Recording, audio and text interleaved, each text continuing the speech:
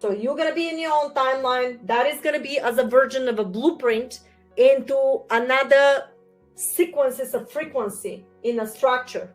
Understand that if you thought of this vibration, that vibration already exists under the umbrella of consciousness itself in another sequences vibration, magnetic and gravitational field.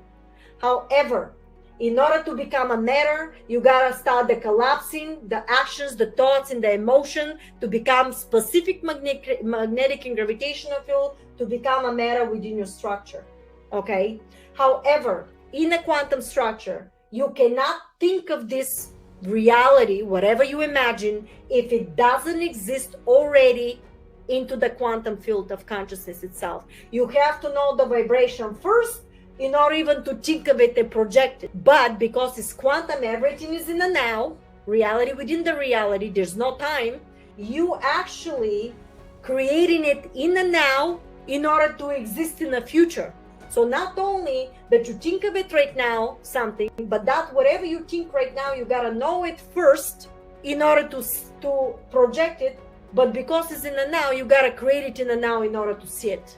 And when you learn that and allow all this to flow, what's happening, you're gonna give very precise frequency vibration within the field of your reality, very potent, which we discuss how you make it very potent by allowance, and it's going to be very strong frequency because the fluctuation will be of the same resonance, coherence.